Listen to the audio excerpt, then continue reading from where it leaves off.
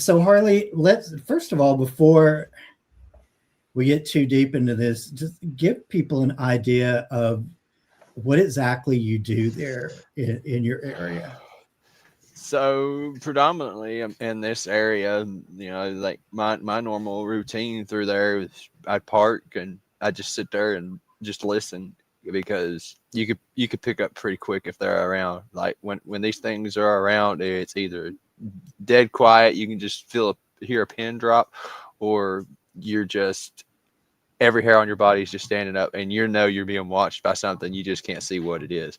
Because if you've not been in the Great Smoky Mountains National Park, you'll notice there's nothing but mountain laurel, rhododendron all over this place, and it's just an excellent place for these things to hide. I mean, for an example, me and some friends were down there one night in July, and we were working our way through this laurel thicket, and we walked right up on a 6 point buck, and we were on top of him before he even knew it. So, Wow. if a deer and us even could sneak through the rhododendron and not even be seen or heard, be right on top of a deer, who's to say that something in range of 8 to 10 foot tall cannot do the same? And it's just mind blowing to me, because being out there in it and actually looking for the answers and everything, it's easy.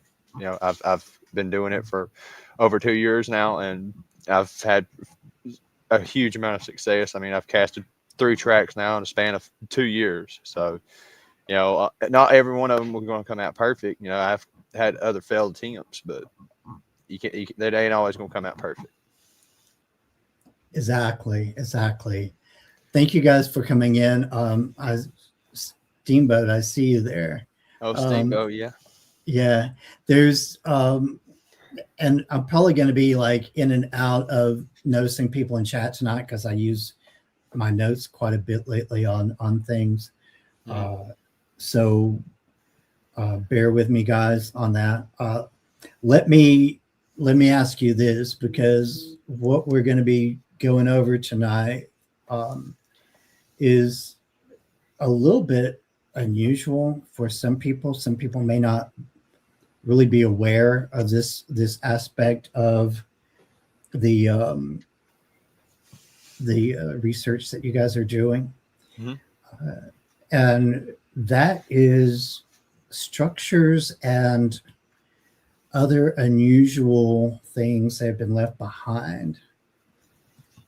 Now, when we're talking about this, first of all, before we even get into the photos and so forth, I want to ask you, um, because there is a lot of people, I'm sure, and I'm going to play devil's advocate a little bit tonight, probably on these. Um, so, what is one of the things that really distinguishes um, a natural tree break or a natural uh, tree falling or whatever from the intentional structures that you're finding? It goes a lot off of like the area. Honestly, typically you can discern if something's natural or unnatural, and there's some pretty good images that we may or may not end up showing, because I've got a ton. But the ones that really stick out to me are they're smaller ones. They're probably not even that tall, but these branches will be all snapped and broken, and they'll make like little tiny looking teepees of like the bigger ones that they make. Mhm. So and then of course there's the ones where you'll find a log laying up 10-15 foot off the ground, and it's just perfectly balanced, and there's no tree around the general area from where it could have came from. So how else does a log end up there? And this area is not known for flooding, so a flood isn't going to cause it. And there's so many variables that you got to go through and discern, is this natural or something with intent and hands had to do it. Right. And since we're already going there, that's kind of an example there. I think is a really good example, actually. Yeah, that Uh, one's there's another angle of that one as well. And that one, so right next to that tree that is in front of where I'm looking. That's actually where that tree was supposed to be at. So how in the world did that tree, if it was going to fall naturally, it would fall straight, and it was flat ground there, so it could have fallen any direction it wanted to. But how does it fall and end up 10 feet away from where it's supposed to be? Much less up 8.5, 9 foot off the ground. Right. And that's one of the things I want to emphasize. So some of these pictures tonight, I know there's this one, at least one more, that you are actually standing in to kind of give people an idea of how tall some of these things are.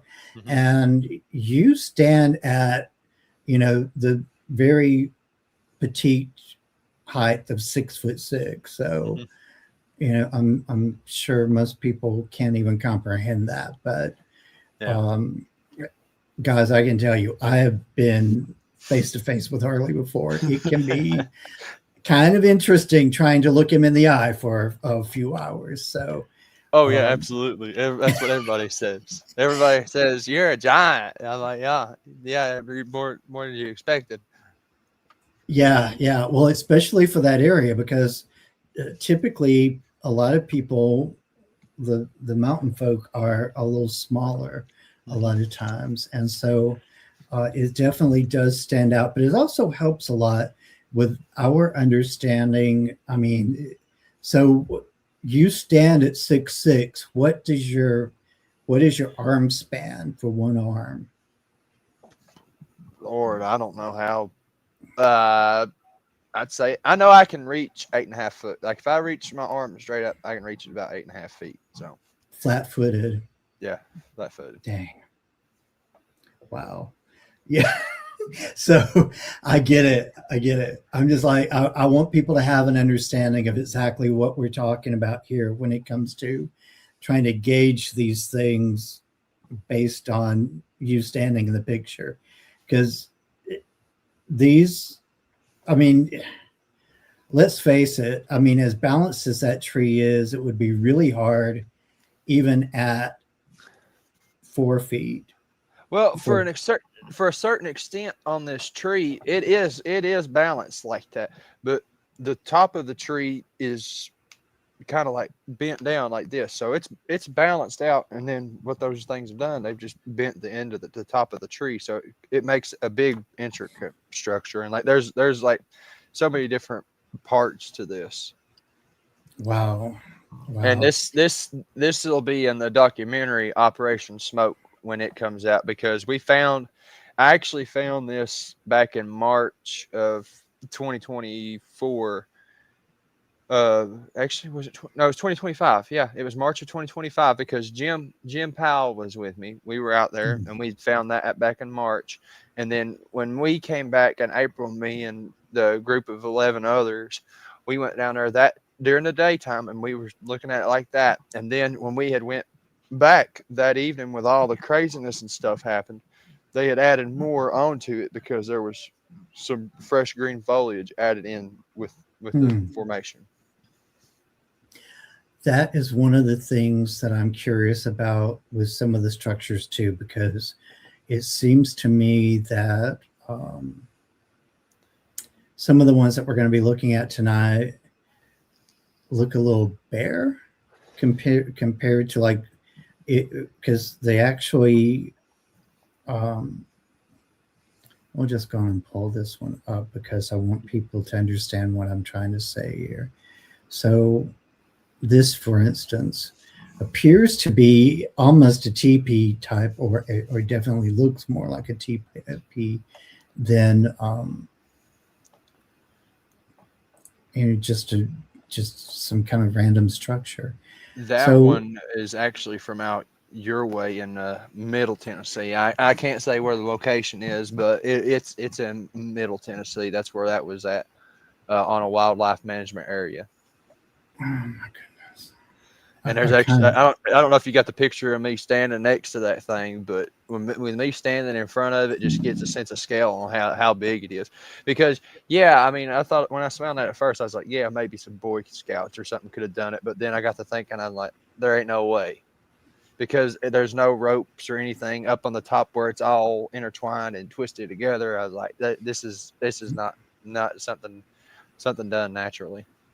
So I guess what I'm trying to sort out though is, do you think that when they're actually actively using this, that they may use greenery to kind of cover it somewhat? That's a really good question. I mean, then he goes to the fact of thinking like, are these just for looks?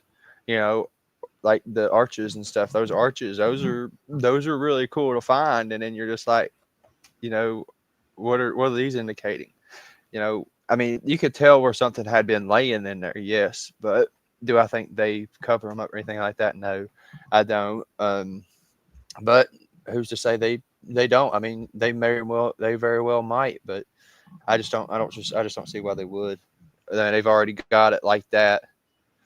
That I could be wrong though, but that's just a part of the thing that you got to do. You got to ask the questions. You got to figure out and discern what's really going on here in the bigger.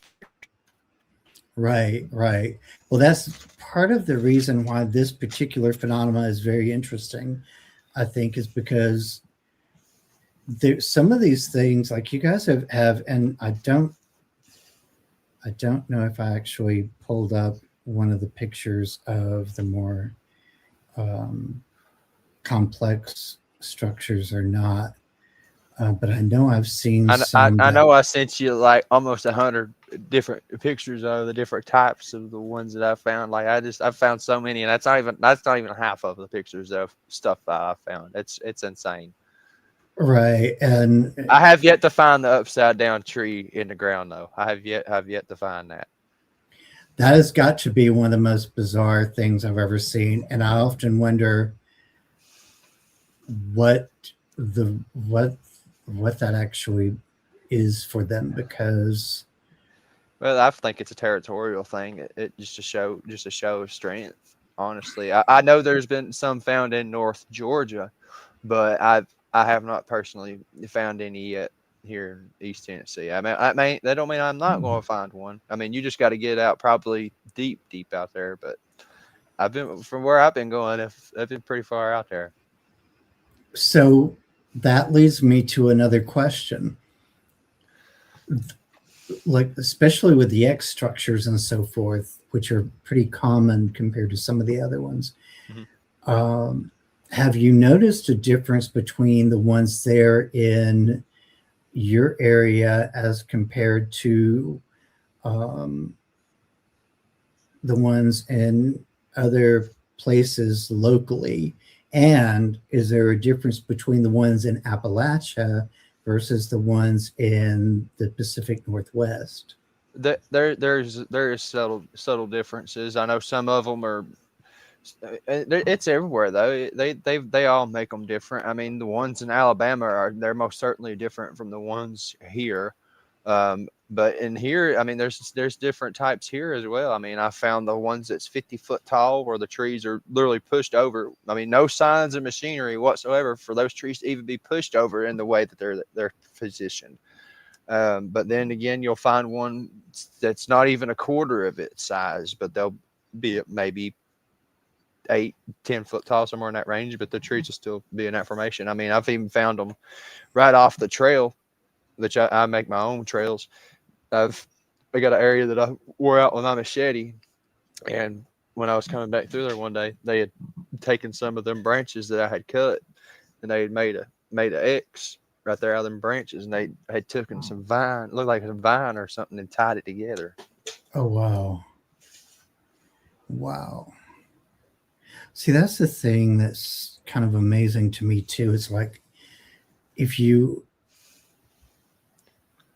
let me see if I can find. Now, whether there's some Blair Witch type stuff or feral people, I don't know. There's so much stuff in these mountains. Nothing surprises me what's going on there. Okay, so this is kind of where I was thinking about going to with whatever was going through my head just then. Mm-hmm. Now this structure, there's also, you see a lot of almost like glyphs on the ground in places. You have some pictures of those too. And Mm-hmm. I think I put a couple of those in here for the ones that I pulled up first here. And Um, I think them younger ones do that because it's nowhere near as big as some of the other stuff, but it's just complex enough to show that something definitely took the time out of its day to make that. Because why else would it be so intricate looking? You know, right. trees aren't going to fall like that. Trees Well, are not going to fall like that. this particular thing here, it almost kind of matches up with some of the smaller glyphs that you find. Mm-hmm. Like there's definitely some kind of strange like symbolism going on here.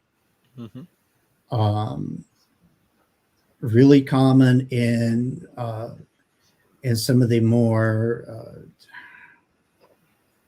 ancient alphabet and so forth, are triangular shapes, that kind of thing. Oh yeah, absolutely. Yeah, absolutely. There is some kind of symbolism in these things, absolutely. Because I've seen some people talk about how like there's maybe some ancient Greek in there or something like that. It's definitely some form of symbolism for another language of sorts, which we know they have their own language because of the Sierra sounds and reports, and plus I've even heard it. They're samurai chatter. There's no denying that these things have their own language, and they're just super intelligent. And these, I feel like these structures are they're a piece of the puzzle to this, no doubt.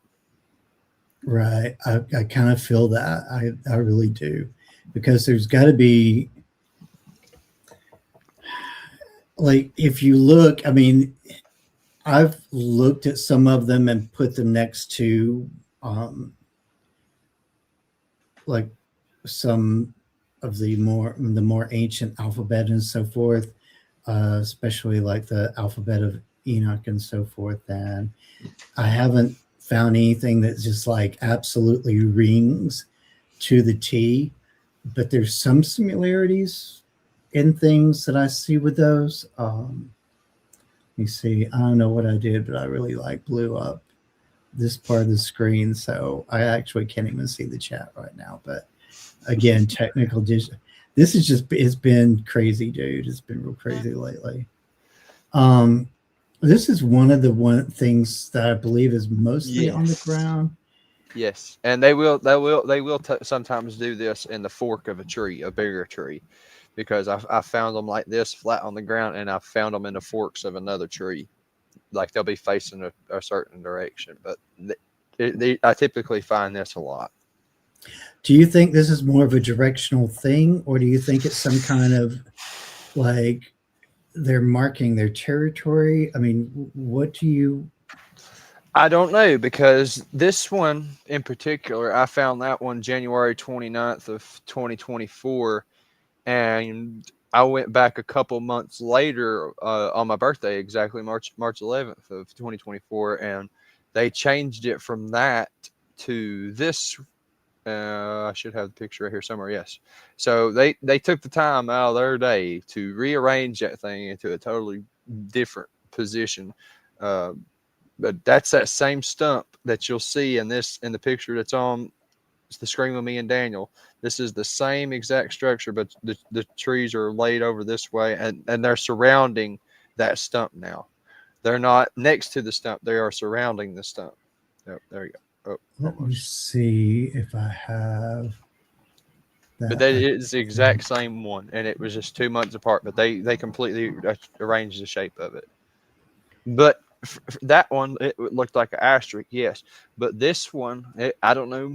It looks like an A. Honestly, I look at it upside down. It kind of does look like an A or an arrow or something. It's weird looking. I thought I had. A second. Glyph, is that what the one I just showed? I think so. I thought I had what you're talking about actually up already, but it may be in, because this was definitely an I sent interesting week to try to do some of this stuff. You sent like literally every picture you have, I think. well, not every single one of them, but Oh dear I sent God. some of the better ones. Yeah, let's see. Not the ones that would people be like, oh, well, that's just from the weather. You know, I went That's through and that one. strategically picked out the ones that I wanted to show, That's that. which was 90 something. I know, at least 90 something. I know it was Yeah, close there to was 100. it was quite the collection. I was like, whoa. There's always enough for part two, I guess. Maybe part three. Right, right. Well, and that's the thing. It was like I tell people a lot of times with what I do, because I have people always asking me, especially at work and so forth, like, are you ever going to bring people back to finish covering what you didn't finish on the last show with them? And I'm like, probably. We're probably going to retouch that later on. And with this particular series, there's so many things to, because it's a 4-parter, so there's quite a bit of things to do, but there's always supplemental time, right, if you have that time. Mm-hmm. Let me see. This is that one. Okay, is Yes, this the one you that's were it. talking about? Yes, that is it. That's the exact same one as the other one, but they rearranged it. It was 2 months later, but it was somewhere in that time span that they had rearranged it because it used to be beside of the stump, and now they've got them around the stump. They dragged them around, moved them around.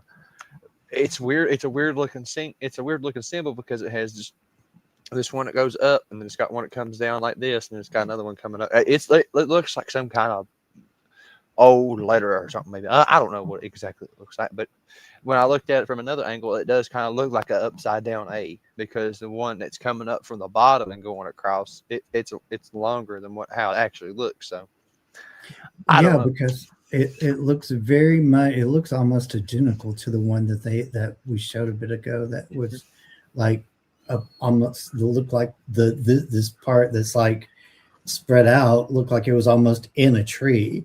Yep, and then this one's on the ground. Yeah, that's why I'm like, and that's one of the things that makes this very interesting too, is we're not talking about just a bunch of random things that show up every once in a while. Like in different areas and different places throughout all of the southeastern area, people have found the exact same stuff over and over and over again, as far as like some of these structures. Like the basic makeup is very much similar or the same. Mm-hmm. And it's beyond coincidence at this point. No, there's no such thing as a coincidence in any of this stuff. I mean, there's clearly thousands of acres in the woods across the country, and this stuff is happening everywhere. And yet, you know, some people are just going to dismiss it, but this is a crucial piece to the puzzle, and we got to start cracking the code on it, because if we don't, we never will. You know, it's going to take some time, probably, yeah, but I think this is definitely a key piece in the puzzle. Whether it's some kind of communication or what, I don't know. I've started looking into the Cherokee. I've been learning the Cherokee language a little bit. I don't know. I was at one point in time supposed to go talk with the Indian chief over in the Cherokee reservation. I never made it over there.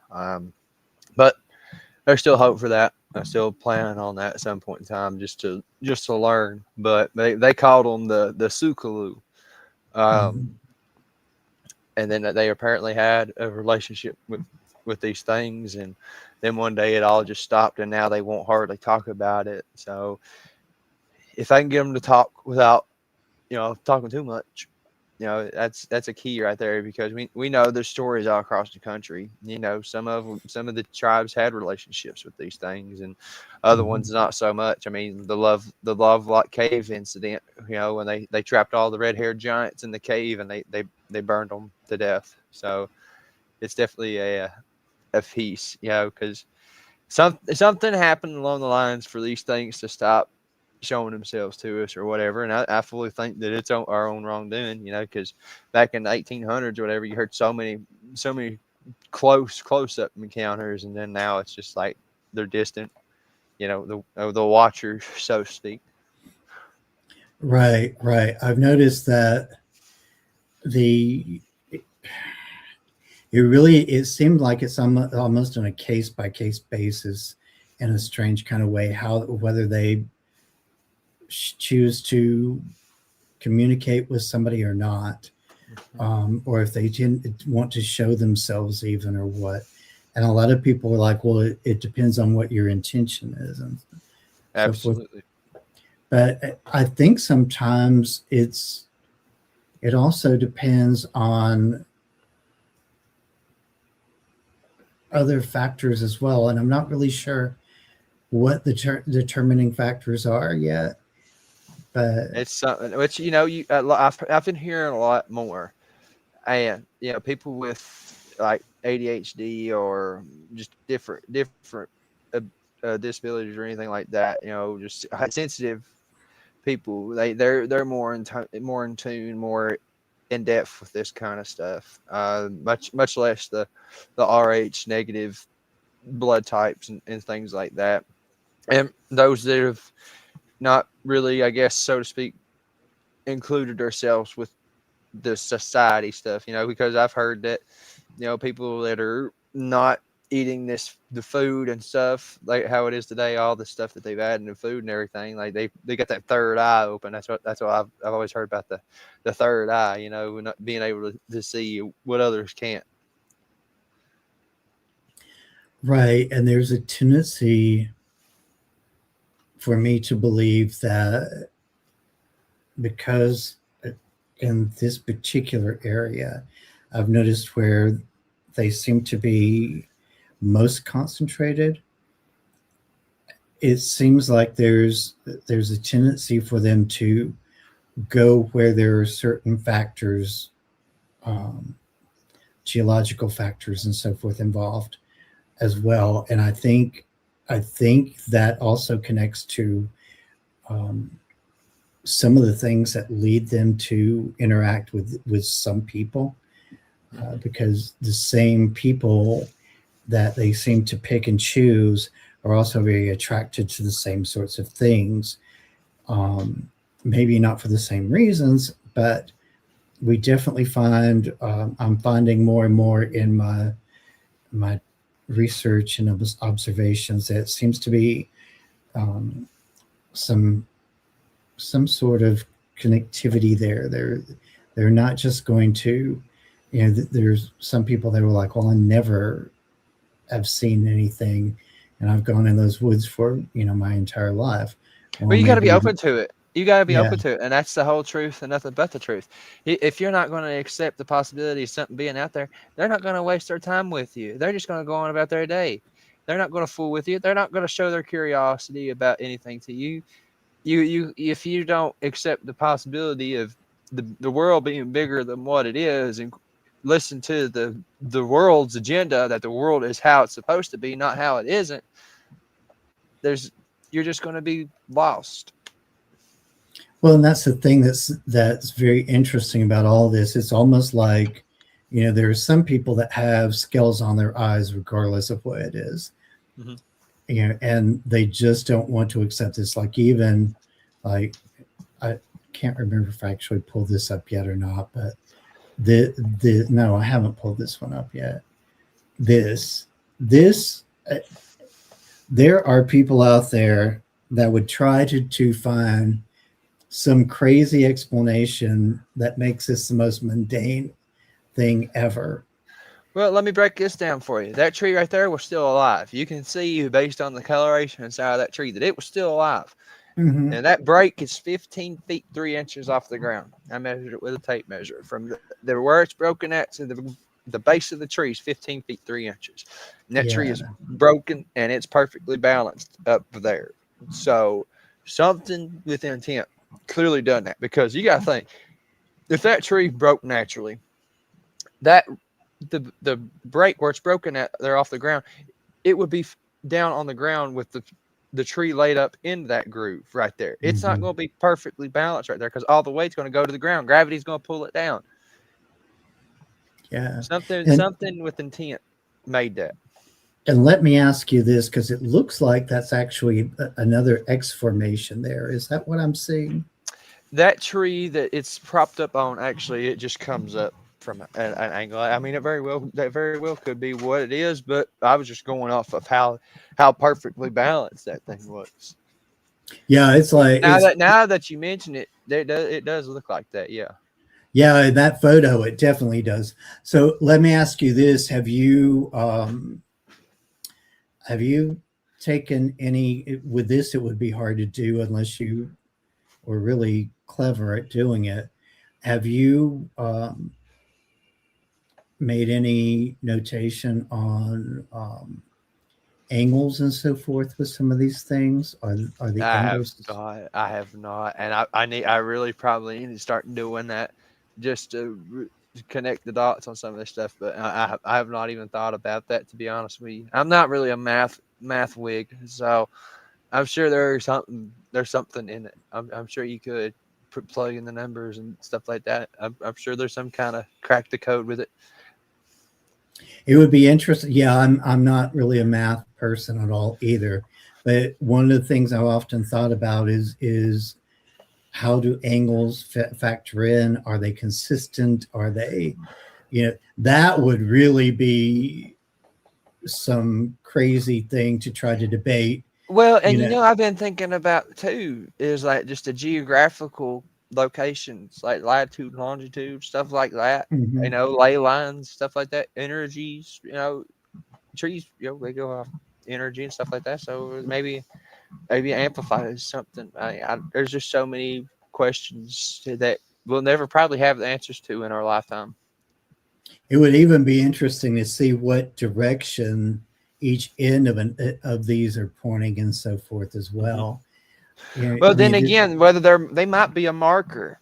They might be a right. marker because in that direction that tree's pointing, there's a creek. There's a creek that runs off the Mhm. mountain. So maybe it's pointing in that direction. I don't know. But to my knowledge, if I remember right, because I hiked that way, there it does run into a creek, which is pointing at that very first one that we showed where I was reaching up and that tree was laid over like that. So it is pointing in that general direction. Yeah, yeah. And see, that's the other thing too, is the connection with water all the time. Obviously, water plays a really big part in keeping things alive, but it's very interesting how beyond that, water is usually connected to a lot of mysticism and so forth. People are always trying to tie um, Making cryptids. moonshine. Okay, there's that. Hey, what do you know? We could have, like, instead of having Sasquatch soap in the men's department, we could have Sasquatch moonshine. That would be Squat awesome. shine. Squat shine. There you go. The thing is though is with these structures, I think one of the things that is to me really curious is to find out how consistent they are with some things, as far as like I said, with angles, with even the types of trees that they're using. Is there something significant about the trees that they're using? Are they specific types? Do they just use whatever trees are available? What is it that, what are the things that could be possibly? Well, I think typically there's, from what I've noticed, it's all been different types of trees. They ain't all the same. Every one of them's been different. So there's something about it. I don't know what it is yet, and that's probably be something that I'll probably carry with me to the grave, honestly, because we'll never know. We'll never know the true meaning of this stuff.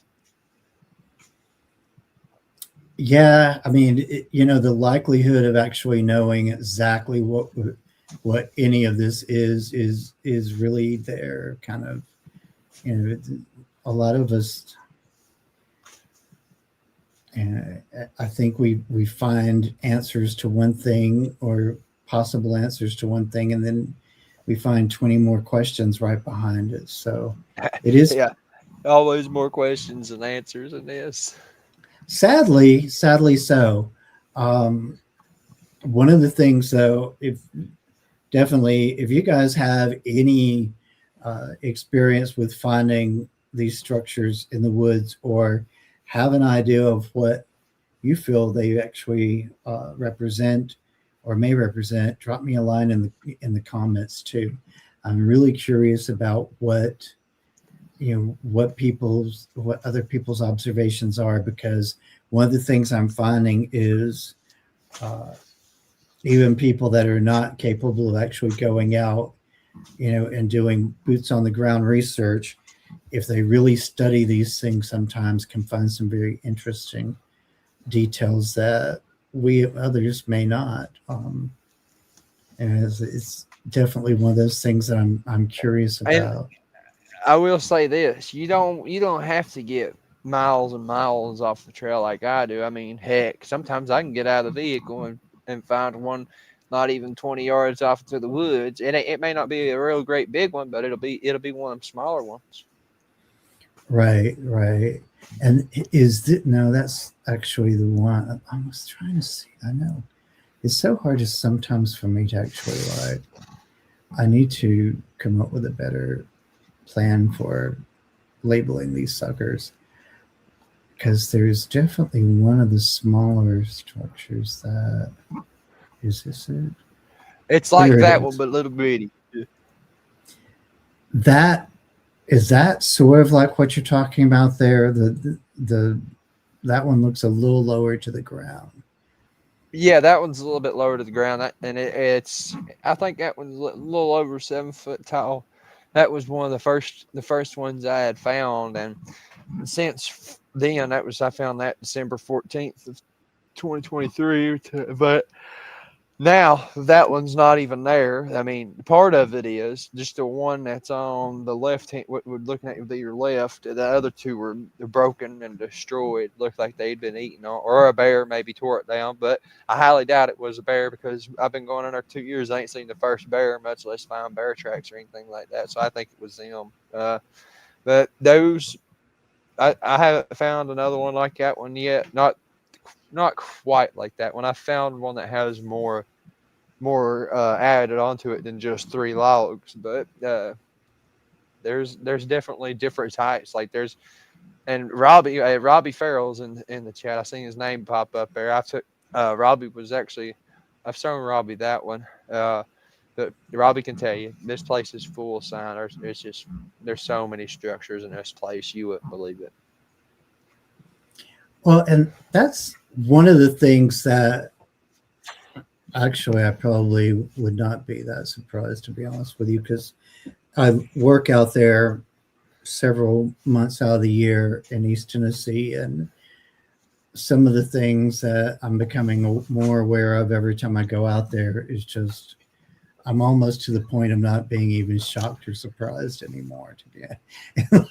It's just a lot. It's a lot. This is a hotbed, guys. I mean, I don't even know. Like, so I posted a non-cryptid story last week of a guy who was going out there to go hiking in one of the areas there in the mountains, and just randomly had the most unusual paranormal experience I've had anybody tell me in a while out there. So, with Appalachia in general, it's kind of crazy, but I got to tell you, East Tennessee, all the way up into Asheville, that is just it's It's a hotbed. it's really no words for it, to be honest with you.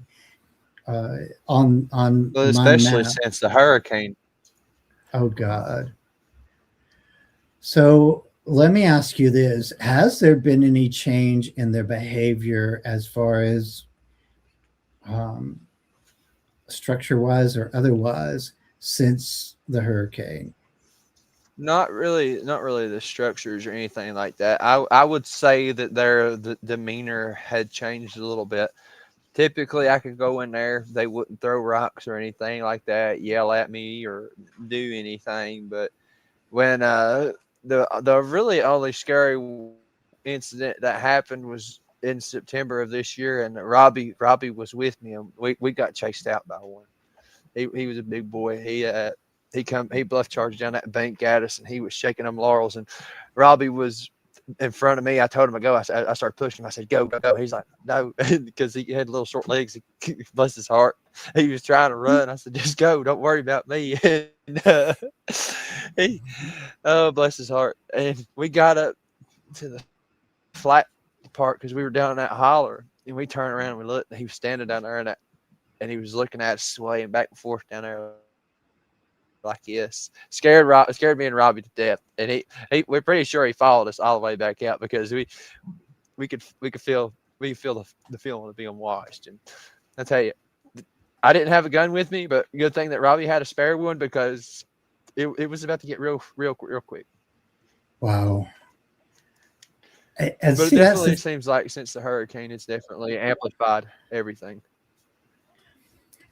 I feel that when I've been there, things have definitely picked up and increased since then. I'm very careful about where I drive to getting there from here because I'm in the metro area, Nashville metro area, basically. And the areas that the map the GPS tends to want to send me to are not the areas that I go to any longer through Sparta and all that, because I do know there's been a shift since the hurricane, and it's not just in that area. All of this area through here, I think it's throughout the state. It is. Like, I can tell you now, where I live at is right on the outskirts of Murfreesboro. Like, if I drive 2 miles down the street on 96, I'm out in La Casas in that area, like toward the country area, heading towards Sparta and all that. And it only takes me an hour to get to McMinnville from where I'm at. So, that's not bad. Heading toward the Cumberland Ridge area and so forth. So I did an experiment because I know, and next week, you guys, just to give you a little heads up, Daryl Ditton and Beth Collinsworth are coming on to discuss some more experiences in this area. So with that, Lebanon is only 30 minutes from me. I took out my dowsing rods one day and I was like, are there cryptids near me? And I got a definite hard yes. And I was like, are they within a mile of me? Nope. Are they within 2 miles of me? Boom, hard yes. 2 miles of me. And the specific cryptid that I was asking about was Dogman that day. So, one of the things, and every time I've asked that, it's been a consistent pattern every single time I've asked, several times on several different days and several different times a day. So, well, that's a whole different rabbit hole to go down about those things, and I fully believe that's all going down in the lab over in Oak Ridge. Fully believe it. Nobody's gonna tell me no different. There's a lot going on over there now, a lot. As a matter of fact, I'm going to be in Oak Ridge this week, and oh boy, well. Honestly, they've been putting me over there a lot whenever I go to East Tennessee now. Like all of last year, that was the store that I wound up at the last part of the year for the most part. And now I'm finding there's reasons behind that. So um, there's things that need to be done over there. I will say that. So you guys stay tuned for what happens next with that. Which most of that area all over and through there, like the mountains through that area, like Harriman and uh, Kingston Springs and all that. There's just so many places for those things to hide. Much less there in around Melton Hill, the lake there, Oak Ridge, and all that. Watch Bar Lake. There's just so many places for these things to hide. And nobody, I mean, much less around the woods of Oak Ridge. They've got such a heavy presence there. You couldn't step in the woods there really. I mean, if you tried, you probably could, but I wouldn't risk it. Right. No. Brian Jeffrey has come up with enough. Brian Jeffrey does enough. Look, I'm telling you, he is my go-to for where am I most likely not going to want to go in that area, because he's going to find the place. Oh Lord, people shoot at him and everything. I hate it. Bless his heart. I hate it for him, but it was funny because back in April of 24, when I got that real good picture of that dog man in that creek, Brian went out there shortly after I was out there. Mm-hmm. And he said when he got out there, he had just got out of his truck. He said there was a machine gun start opening fire. He pulled out his gun. It was all on video. He's got it on his YouTube channel, The Forks of the River. A dog man captured on camera. And he literally gets out of his truck, and then he starts hearing all this gunfire. And he's like, he gets into some pickles. He really does. Yeah, although he has a really, really good, clear video of a juvenile Sasquatch literally standing in the middle of what looks like a dirt road in one of his more recent videos. I've seen that recently. So I definitely use him as a good kind of source for where not to go to in East Tennessee. And yeah, he's got a set on him. I'll just leave it at that. Yeah. The thing that you mentioned, Harriman, in that area, yeah, I've actually had a few people clue me into some places to check out. They're in that area recently, and some of the locals there in Farragut, and I'll probably do just that coming up. These places are not necessarily in the wooded areas, so. Well, that don't mean nothing to these things. You'll go into subdivisions, and Scott proved that. Scott Carpenter proved that. They'll go right up into them subdivisions. They don't care. They're so smart and stealthy. They don't care. If you go back and look, there's documentation that at least once during the 1970s, one walked right down through the middle of downtown Maryville. So there's that. And then, I mean, well, the day of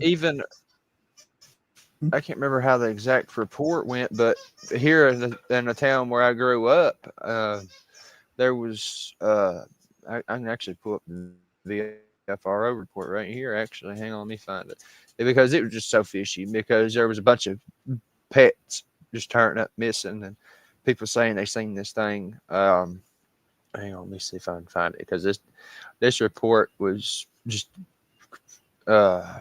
where's it at? Hang on, I can't find it. But the subdivisions and things like that, nothing is going to stop them from getting what they want. If they want to get in the trash, they're going to do it. They want to get in your dog food, cat food, they're going to do it. They want to be nosy, they're going to do it. There's nothing can stop these things. You think you're really going to step outside, stop an 8 to 10 foot tall creature weighing anywhere in the range of 500 to 1,000 pounds? You really think you're going to go outside and stop it, yell it, and scream at it? No, Lord, no. Exactly. And that's the thing that I think people really don't understand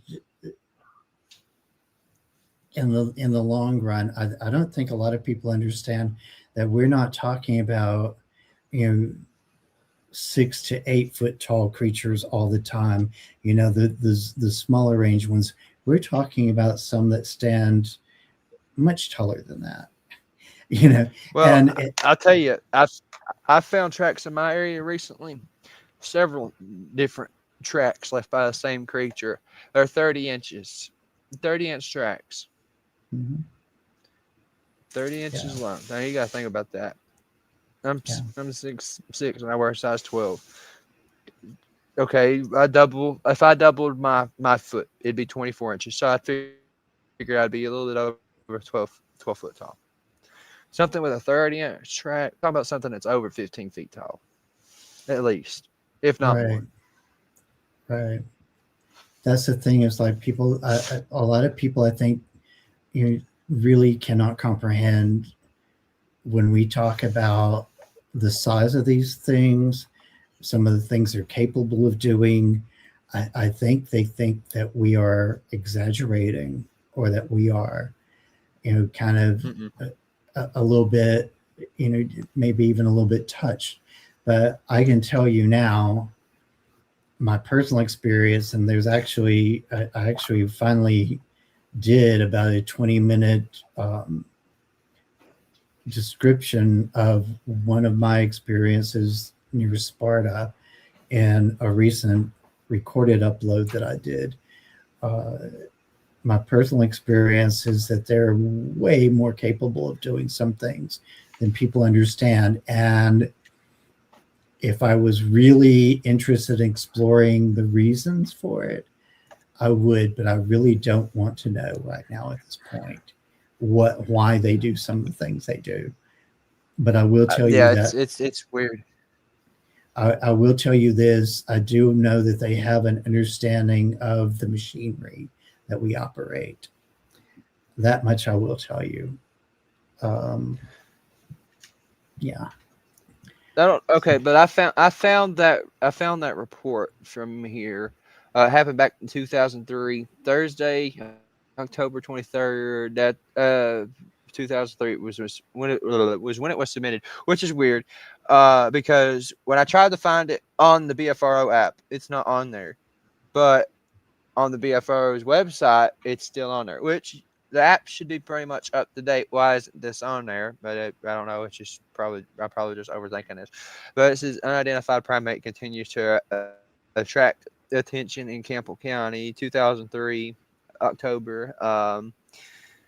I know exactly where all this happened at a place uh, called College Hill, somewhere in that general area, which it goes out to a stretch of woods that connects to Norris Lake. If you didn't know, there's actually pyramids underneath Norris Lake. I'm sure Mhm. you probably knew that, Daniel, but for those that didn't know, now you know. But this was reported on the news that some monkey business was going on in Campbell County. Some people said they seen a primate terrorizing the residents and the pets. Campbell County is known once they're receiving calls about the creature for weeks, saying it was a chimpanzee, a very large chimpanzee, uh, killing cats and dogs. It's College Hill community were cited, and one of the woman that lives on that road said that she believed that it had actually come into her house because there was some stuff rearranged and stuff in the house left open, and it had come into the basement, scattered clothes everywhere, stuff like that. Um, Wow. let's see, there was another thing I had read on here, but this isn't going to be on the BFRO's website though. But a friend of mine, Matthew Delph, he lives in Cumberland Gap, and he was telling me that they did, in fact, send the military in on this thing. They did kill it, and they did extract it. Wow. Somehow that doesn't surprise me at all, because I think there's a heavier military presence in these areas than we understand sometimes. And I've also seen, Well, like, I didn't know. I didn't realize there was so many military bases here. Period. oh yeah, every time I go that way, Harley, I'm 40. They don't even hide it. there's literally always military vehicles driving around on 40 all the time. I mean, not every single time I go, but like enough to know that they're always tracking through there. And I realize that they do different things, exercises and so forth, and whatever throughout, that area toward training purposes and so forth like that. But it seems very strange to me that like just all of a sudden you have caravans of them coming around in certain places through there that I know there's stuff going on. I mean, like, case in point, I remember me asking you about the one area that had all those armadillos that were just like on the side of the road for no reason whatsoever. Like, yeah, it is. And so on the way going toward East Tennessee from Nashville, okay, like I got to a certain area there, and every once in a while you see one or two, but I'm talking about there was a group of about 6 or 7 in one spot, and just down just a little ways from there, not very far at all. As a matter of fact, they were almost side by side. There was another big group of them, and then another big group of them. So these things had been ran out, and they had been hit by cars. I mean, they weren't alive, but there was probably, if I really had to guess, because it's been a while now, I would say probably about 15 or so altogether in that one little area. That's wild. Well, that's like all these prescribed burns and stuff. There's a purpose in behind it. They had the prescribed burn going on at Cades Cove, of course, just this past week. And this new place that I was starting to go into research, there was no sign, no nothing. Then the next day he came back in there. Oh, there's a prescribed burn in April. Why? I realize it's going to help the forest regrow and stuff like that, but why? There's got to be another reason to it. They're running something off, or are they just trying to maybe do a population control of sorts? I mean, really. Well, remember I sent you the link to when they were doing the nightly closing in the one area, and they were just closing down the road every night in that one area, and I found that very interesting because it didn't make any sense to me. It made no sense to me at all. There's a method to their madness, and they know what it is, and you'll never know unless somebody comes out and talks about it being a whistleblower. Yeah. That's definitely one of the things about that particular area over that way, that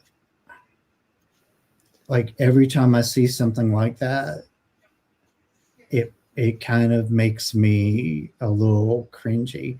It's like the whole thing that happened during the car show this year. I'm convinced, and this is going to sound real paranoid, but I'm not going to apologize for it. I'm convinced that was basically a psyops. I believe it was set up to distract people from something bigger. Oh, you talking about at Rod Run? Yeah. It was weird. It was very weird. It came from out of nowhere, and I mean, if you think about it, if you pay a teenager enough of money, they'll do anything. So, pay off 5-10 teenagers to set something up, they'll do it. They'll definitely do it. And they're going to have fun in the same process. Yeah, they'll go for it. They'll eat it up like dough. So, oh yeah, I'm definitely convinced something was going on over there at that time. It'll be very interesting to see. I'll see what else we can dig into as we go along on this series, because I know. And I kind of want to touch base on that too, because that the older gentleman that's been missing down there in North Georgia. He's been missing for what, over a month now, at least. That Mm-hmm. old gentleman that just disappeared out of nowhere. Like they sent people from Knoxville even down there to go look for him. They haven't even found a trace of that guy. And that's just like what happened to Dennis Martin, when he just disappeared out of nowhere. There's just all Right. this missing people and stuff like that. There's something going on. And who knows? I mean, there's a lot of people that come down here for a ride run. Maybe it was something just to thin down the number of people that's coming out here. Maybe because they know that there's the Right. population increase of these things or something. I don't know. But it's still surprising to me that people that go through Cades Cove even, they're not going to pay attention because they're either on their phones or they're just not really paying attention. But I couldn't tell you how many times probably there's been people in Cades Cove see one of these things and, oh, that's a bear. Because when they do that spider crawling, they get down on all fours. They do that moving around. I'm not. I would. Mm-hmm. I would. It wouldn't surprise me that somebody probably seen one and thought it was a bear. Right. Right. That's the thing. It's like you have to be very observant when you go to Caves Cove, period, because I know there are other things other than just cryptid stuff that happens there. And people walk through there and with blinders on a lot. But no matter what time of day you go to Caves Cove, and no matter how many people are there, you can experience a lot of things there other than seeing the cute little bears and so forth. So, it really, yeah. I mean, again, Brian has caught things there before. Like, was it in one of the churches that he caught the thing stomping from the door to the pulpit, or I think it was. I think it was in And one of them old churches. I think it was one of them old churches he was at. yeah, the video I'm talking about. Yeah, I mean, you could clearly hear something stomping across the floor from the back door or the front door of the church all the way to the pulpit. And that's why I'm saying, it's like Cades Cove. You literally have to be deaf, dumb, and blind not to have some kind of experience there. Well, and that's So like the tree structure thing. Even to get back on the tree structure, I know we kind of stumbled out in left field a little bit, but you can a drive through little Case bit, Cove and yeah. see tree structures all the time. Oh yeah, yeah, yeah. And it's really funny because looking at some of these, like my time in North Alabama, I can tell just looking at them that some of the things that used to grab my attention every once in a while were structures. And of course, I was too young then to actually put it all together. But yeah, some of those things definitely, because I definitely remember times being out in the woods and seeing like the X structures and so forth, and not even realizing it at that time what it was. So it's definitely interesting, this whole area. That's why I'm saying it's like, I know there's a concentration around the Lebanon area and so forth, and Lebanon is not that far from Nashville proper, so the structures are probably like literally within eye shot on the side of the road in some places. That's the funny part. Well, that's me. Like right now, how the leaves are off and stuff. Like I'm eating it up. Like I'll be driving down the highway and I'll be looking over. I'm like, that looks interesting. Like I'll just because it's really gonna be the only time I'm gonna be able to take notice and actually look. Right. That's the thing of it. I mean, if you really observe, you can find these things. And the tree breaks, I think, are probably one of the, like, if you can't tell anything else, if you're walking in the woods and you see a tree that's been twisted and broke 8 foot or higher off the ground, if they don't give you a clue, especially if none of the other trees are touched. Yeah, exactly. That's the big key. Yeah. Because they're never, it's not like you see these things where like all the trees in that area are affected. That's the thing of it. It's like, it's particular trees in a very compact area, or a tree, that's bent and twisted or whatever. You don't see like areas that look like a storm's coming through. It's not Yeah, like that. exactly. It's not like that at all. And these guys, I mean, other than the short period of time that you were in Central Tennessee last year, have you really spent much time out of East Tennessee ever?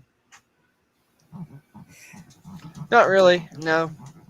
So you would be one of those people very familiar with your environment. Absolutely, 100%. Yes. Exactly. And see, that's what I'm saying. A lot of these guys, I mean, if you live there, why would you want to be anywhere else, first of all? But if you live there, a lot of these folks don't have a big desire to go very many other places because that's their home, and it's beautiful and it's amazing. And they grew up there, a lot of these guys. So, I mean, they grew up in these wooded areas. They know the mountains. They know all the back alleys. They know everything about the area, because I can tell you now, wherever you're at, that's the way it is. If it's home, home. For those that have like stable lives, home. And that's there's these no guys. place. There's no place like home. I could go to the Pacific Northwest tomorrow, and I would probably not go because I know they're here. I don't have to go nowhere else but here. It's because I know they're here. Right. Well, and Although with I'd this, like to go. it's worth going at one time at least, because it's very beautiful up that way. Not the same way as here, but it's got its own beauty. It really does.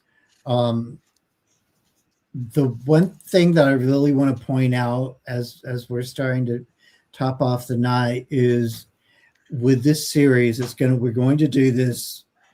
We got 3 more to go after tonight. We're going to do this once a quarter this year. So mark that on your calendar. Every 3 months from here out, we're going to do this year to kind of bring together a series that you can go back and kind of sink your teeth into again and again and watch it and get some kind of new thing every time. And each one of these episodes is going to touch a little bit differently. Tonight we focused mostly on structures. The next week not next week, but the next episode that we do, I really want to talk about some of the not necessarily woo factor things, but the experiences that people have had, you in particular, and some of your folks have had, that you can talk about with them on the very practical, real level that people can wrap their head around. Like experiences where you've heard them, you've seen them, you've watched what they do. And then on the third episode, what I'm really wanting to do, so you guys will get a clue of where we're going with this, is I want to talk about the woo factor a little bit and the physical experiences that people have during these episodes. Because one of the things I'm finding over and over again is it's not just with the cryptids, but there are physical ramifications of dealing with these areas of high strangeness. But the cryptids in particular have some very interesting, I don't know, Harley, would you call it abilities? I don't know. Yeah. And some of them have some very interesting side effects on people. And I think that's one of the things that a lot of people don't understand either. So these guys like Harley, going out in the woods like that, they take risk. They take a lot of risk. Yeah, I'm young and dumb. Don't do what I do. You're not as dumb as you think you are sometimes. I'm So, pretty sharp for the most part, but in the woods, I may put myself in a position I don't need to be in. But just ask Robbie. I didn't listen to my gut, and what happened? We got chased out of the woods. okay, I'll give you that. You do have sort of a open mind about breaking your own neck in the woods sometimes. I get Well, that. I will say I'll say it like this: I'm like a blue tick coonhound. When I'm on the trail, there ain't no stopping me until I'm treed. That's true. That's true. That I've actually like witnessed some of the stuff that you've done on videos. So yeah, I do know that. Yeah. Um, yeah. So Sasquatch and Anti-Halo on my YouTube channel. You can check out those videos. there you go. And I know I didn't do a very good job of like popping up some of the links tonight. Pam left some really great links. Hey, in Mama the chat. Pam had it done. I Left, seen Pam popping them links in there. I seen her. right. I need to go back and adjust one of them. I think the one in the description for TikTok may not be working, but so I'll go back and check that one after the show tonight. But I definitely have those links in the description as well, for those of you who are curious about checking out some of the stuff on Harley's social network. So Harley, before we get out of here tonight, and what is a final thought you would like to leave with us tonight about the stuff we've covered? Get out and look for it. You know, you ain't going to find it on the couch. You want to have to get out there and actually go look. If you have any questions or if you think you found something, take a picture of it, send it to me or Daniel.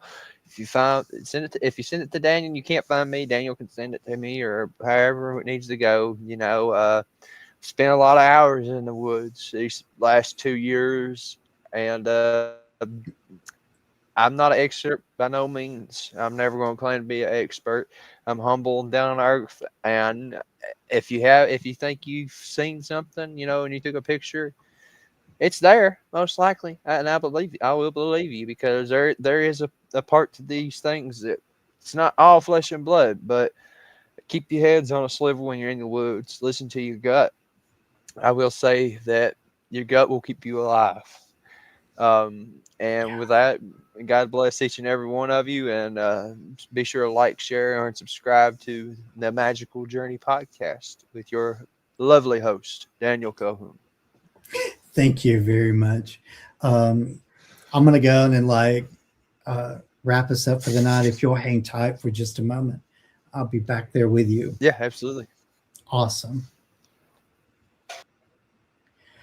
All right, guys. Thank you all for coming in tonight. I have been waiting for this opportunity to talk about this for a few days, ever since actually a couple of weeks or so now, ever since I really got this series booked and ready to go. I think this is a series that all of you will benefit from. At the end of all 4 of these, there will be a playlist just for these 4 episodes. So you will be able to go back and check them out.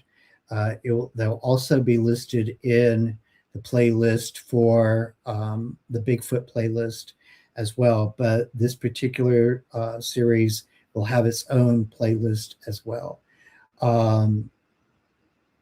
Do not forget, as always, to check out magicaljourney.com, magicaljourneypodcast.com for all things Magical Journey, and may your journey always be magical.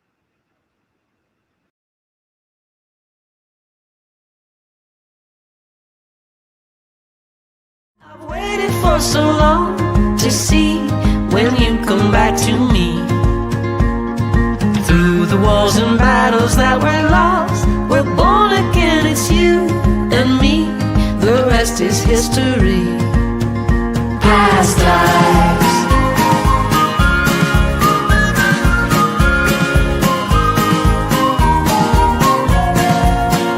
Past lives.